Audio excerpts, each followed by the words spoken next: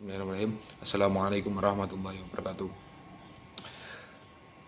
Alhamdulillahirabbil alamin wa bihi nasta'inu ala umuri dunya waddin sayyidina wa maulana Muhammadin wa ala alihi wa sahbihi ajmain amma ba'd. Saya hormati Buni Hayatur Rahmah selaku dosen metodologi studi Islam. Yang saya banggakan teman-teman kelas SH yang berbahagia. Marilah pertama-tama kita panjatkan puja dan syukur Allah Subhanahu wa taala yang telah melimpahkan rahmat taufik serta hidayahnya pada kita semua, sehingga pada detik ini, pada saat ini kita masih diberikan kesehatan yang berlimpah. Kedua kalinya salawat serta salam semoga tetap tercurahkan kepada junjungan kita Nabi besar Nabi Agung Muhammad sallallahu alaihi wasallam yang telah membimbing kita, yang telah membawa kita dari zaman jahiliyah menuju zaman Islam seperti yang kita rasakan saat ini. Dan kami di sini dari kelompok 5 akan mempresentasikan hasil dari makalah kami yang disusun oleh Irma Afifatul Mursyidah dengan nomor NIM 101190 217 dan Mas Hadi Masrum Hidayat dengan nomor NIM 101190 223 dengan tema model studi kalam. Yang pertama, poin A, aliran kalam. Yang nomor 1, Khawarij. Kata Khawarij secara etimologi berasal dari bahasa Arab kharaja yang berarti keluar.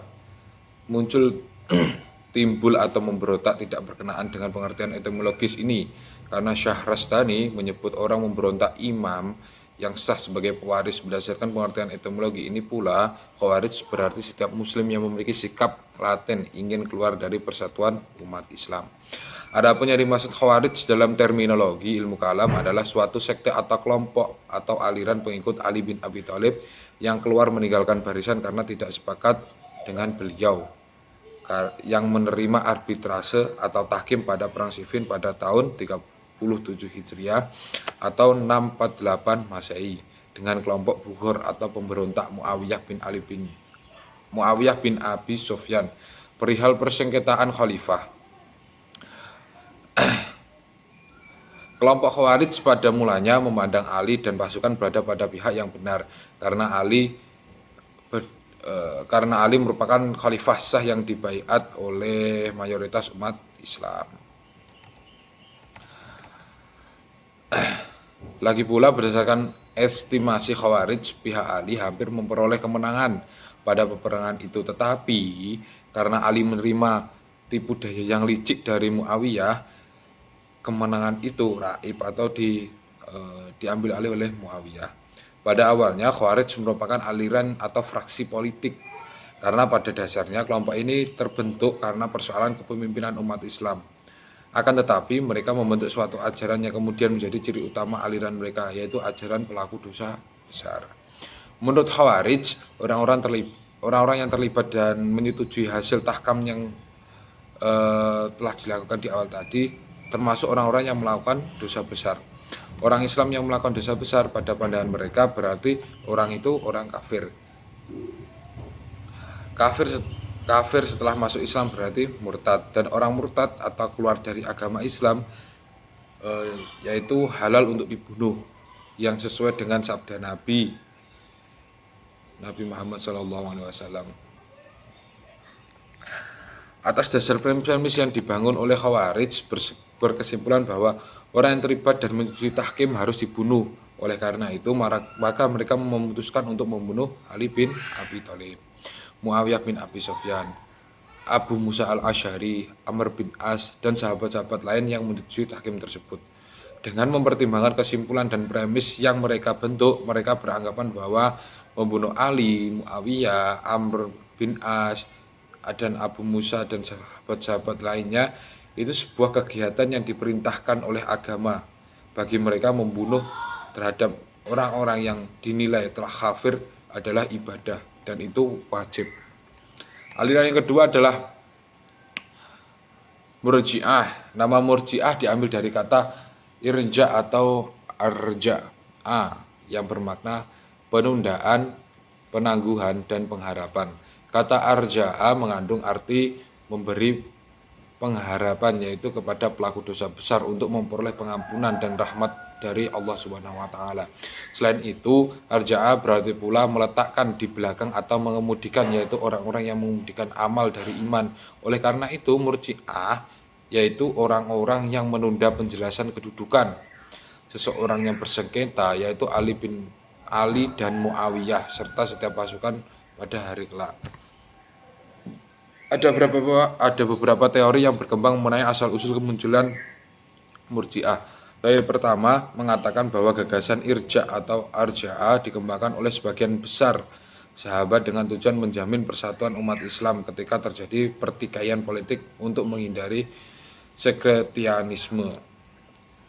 Murji'ah baik sebagai kelompok politik maupun teologis dipikirkan lahir bersama dengan kemunculan Syiah dan Khawarij. Murji'ah pada saat itu merupakan musuh berat Khawarij.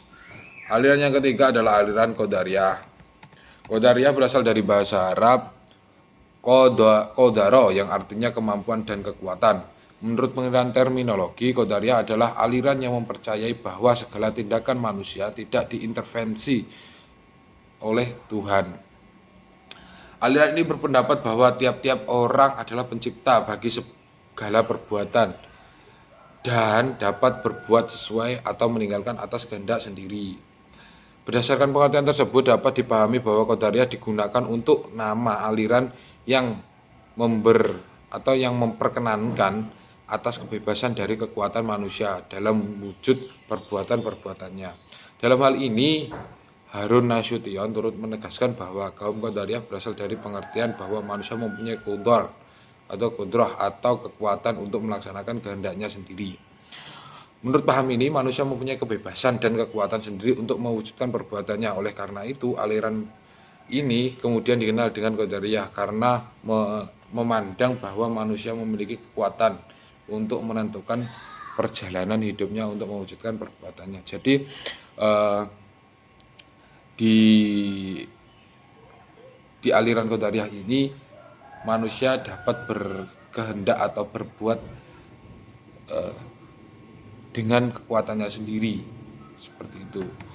Jabariyah, yang keempat adalah Jabariyah. Kata Jabariyah berasal dari kata jabara yang berarti memaksa. Di dalam Al-Munjid dijelaskan bahwa nama Jabariyah berasal dari kata jabara yang mengundang arti memaksa atau mengharuskan melakukan sesuatu. Kalau dikatakan Allah punya sifat al-jabar dalam bentuk mubalaghah, artinya Allah maha memaksa. Ungkapan insan majbur mempunyai arti bahwa manusia dipaksa atau terpaksa. Selanjutnya kata jabara bentuk pertama setelah ditarik menjadi Jabariyah dengan menambahkan ya nisbah, artinya adalah suatu kelompok atau aliran yang mana mereka menganggap semua perbuatan atau tingkah lakunya itu sudah ditentukan oleh Allah Subhanahu wa taala. Dalam bahasa Inggris Jabariyah disebut fatalisme atau predestination, yaitu paham bahwa perbuatan manusia telah ditentukan semula oleh qada dan qadar oleh Tuhan. Menurut aliran ini, manusia tidak mempunyai kemerdekaan dalam menentukan perjalanan hidup dan mewujudkan perbuatannya. Ajaran Jabariyah tampaknya diajarkan pertama kali oleh Al-Ja'ad Dirham. Aliran ini secara garis besar atau secara umumnya, mereka yang ikut dalam aliran ini menganggap bahwa semua kegiatan baik itu perbuatan baik, itu perbuatan buruk, itu sudah ditentukan oleh Allah. Jadi kita sebagai manusia hanyalah wayang dan Allah adalah dalangnya. Dan aliran kelima adalah Mu'tazilah. Setelah 4 aliran itu muncul dan berkembang, kemudian berkembang suatu ajaran teologi yang didasarkan analisis filosofis. Dalam menjelaskan teologi, kelompok ini banyak menggunakan kekuatan akal sehingga mereka digelari kaum rasionalis Islam. Setelah kasus Mihnah, aliran Mu'tazilah dibatalkan sebagai mazhab resmi negara oleh Mutawakil yang kemudian berpihak pada ulama yang mengalami penindasan karena Mihnah, terutama Ahmad bin Hambal. Setelah itu Mu'tazilah ditentang oleh Mu'tazilah sendiri yang kemudian membentuk aliran Sunnah Ahlu Sunnah wal Jamaah, yaitu Abu Hasan Ali bin Ismail Abi Bashar Ishaq dan sahabat-sahabat lainnya. Aliran selanjutnya adalah Ahlu Sunnah wal Jamaah. Ahlu Sunnah wal Jamaah banyak digunakan sesudah timbulnya aliran Asy'ariyah dan Maturidiyah, yaitu dua aliran menentang ajaran Mu'tazilah. Dalam hubungan ini, Harun Asy'ad dengan meminjam keterangan Tashigubra Azad menjelaskan bahwa aliran Aswaja atau Ahlus Sunnah wal Jamaah muncul atas keberanian dan usaha Abu Hasan sekitar tahun 30 Hijriah. Imam Maturidi pun memiliki pengikut, yaitu Al-Bazdawi, yang pemikiran tidak selama sejalan dengan gagasan gurunya. Oleh karena itu, para ahli menjelaskan bahwa Maturidiyah terbagi menjadi dua golongan. Samarkan, yaitu pengikut Imam Al-Maturidi, dan kelompok Bukhara, yaitu para pengikut Imam Al-Bazdawi yang tampaknya lebih dekat kepada ajaran Al-Asy'ari. Yang ketujuh, yaitu yang terakhir, aliran kalam yang terakhir, itu Salafi. Aliran ini dikemukakan oleh Ibnu Taimiyah. Aliran ini tidak selamanya sejalan dengan gagasan Imam Al-Asy'ari, terutama karena aliran Ahlussunnah wal Jamaah menggunakan logika atau mantik dalam menjelaskan teologinya. Karakteristik ulama salaf atau salafiyah ini, yang pertama, lebih mendahulukan riwayat naql daripada dirayah. Yang kedua, dalam persoalan pokok agama dan persoalan cabang agama hanya memberontak atau menjelaskan Alkitab Ahlus Sunnah. Yang ketiga, mengimani Allah tanpa perenungan lebih lanjut tentang zat, tidak pula mempunyai paham antropomorfisme. Yang keempat, memahami ayat-ayat Al-Quran sesuai dengan makna lahirnya, tidak berupaya untuk mewakilkannya. Mungkin segitu untuk aliran kalam, dan selanjutnya ajaran kalam akan disampaikan oleh teman kelompok saya, yaitu Irma Afifatul. Oke, selanjutnya saya akan melanjutkan penjelasan dari Mas Dimas yang tadi tentang aliran kalam, dan sekarang saya akan menjelaskan tentang ajaran kalam. Mulai dari aliran yang pertama, yaitu aliran Khawarij. Pada aliran Khawarij ini sudah tertera di makalah pada halaman 6. Kalian bisa membuka dan membacanya di makalah halaman 6. Jadi pada intinya, apabila dianalisis secara mendalam, doktrin yang dikembangkan oleh kaum Khawarij ini dikategorikan ke dalam 3 kategori, yaitu yang pertama politik, yang kedua teologi, dan yang ketiga sosial. Pada kategori yang politik, ini merupakan doktrin sentral kaum Khawarij. Yang kedua yang teologi, doktrin teologi Khawarij yang radikal itu pada dasarnya merupakan imbas langsung dari doktrin sentralnya, yaitu politik. Dan radikalisme ini sangat dipengaruhi oleh sisi budaya yang juga radikal. Lalu yang ketiga, kategori sosial ini memperlihatkan kesolehan asli kelompok Khawarij. Jadi dari sekian banyak ajaran Khawarij, pada intinya yaitu membahas tentang politik, teologi, dan sosial. Yang aliran kedua yaitu Murji'ah. Pada aliran ini terdapat 4 ajaran Murji'ah, yaitu 1. Penangguhan keputusan terhadap Ali dan Muawiyah hingga Allah memutuskannya di akhirat kelak. Yang kedua, penangguhan Ali untuk menduduki ranking keempat dalam peringkat Khalifatul Rasyidin. Yang ketiga, pemberian harapan terhadap orang muslim yang berdosa besar untuk memperoleh ampunan dan rahmat dari Allah Subhanahu wa taala. Yang kelima, doktrin-doktrin Murji'ah menyerupai pengajaran para skeptis dan empiris dari kalangan Helenis. Jadi itu merupakan ajaran pokok aliran Murji'ah. Lalu yang ketiga yaitu aliran Qadariyah. Pada aliran ini ajaran pokoknya yaitu manusia berkuasa atas perbuatan-perbuatannya. Lalu manusia yang melakukan baik atas kehendaknya maupun kekuasaan sendiri. Yang ketiga, manusia pula yang melakukan atau menjauhi perbuatan-perbuatan jahat atau kemauan Manusia pula yang melakukan atau menjauhi perbuatan-perbuatan jahat atau kemauan dan dayanya sendiri. Itu merupakan ajaran pokok aliran Qadariyah. Yang berikutnya yaitu aliran Jabariyah. Pada aliran ini dipelopori oleh 3 pemuka. Yang pertama yaitu Jahm bin Sofyan, yang antara lain doktrin-doktrinnya yaitu: 1. Manusia tidak mampu untuk berbuat apa-apa.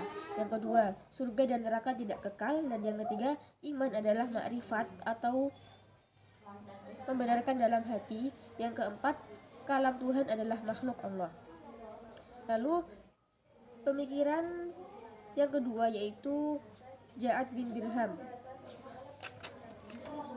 yang ajarannya ada 3, yaitu: 1. Al-Quran adalah makhluk. Yang kedua, Allah tidak mempunyai sifat yang serupa dengan makhluk seperti berbicara, melihat, mendengar, dan lain-lain. Dan yang ketiga, manusia terpaksa oleh Allah dalam segala-galanya.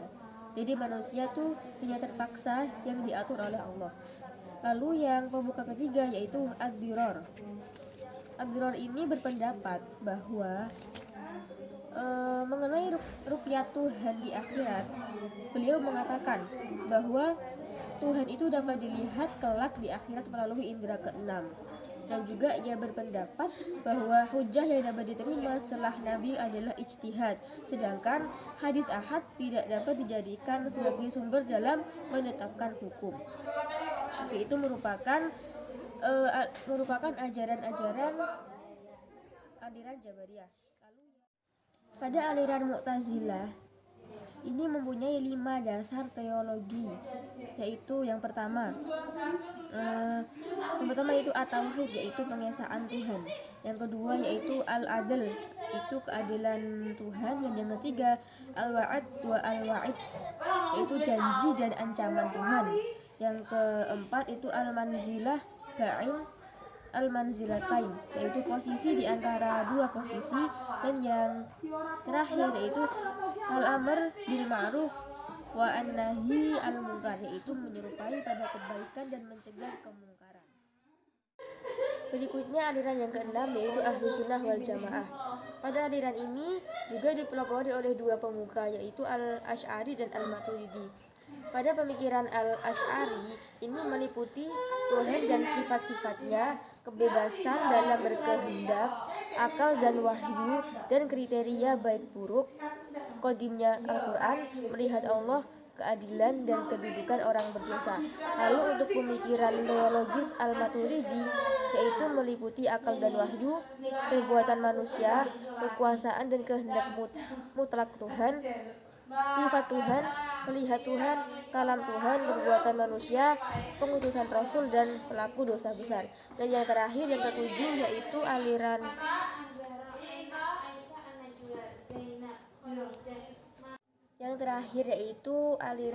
Salafi.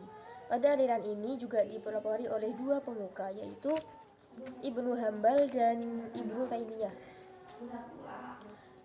Pada pemikiran Ibnu Hambal yaitu beliau lebih menyukai pendekatan lafzi atau tekstual daripada pendekatan takwil, itu dalam memahami ayat-ayat Al-Quran.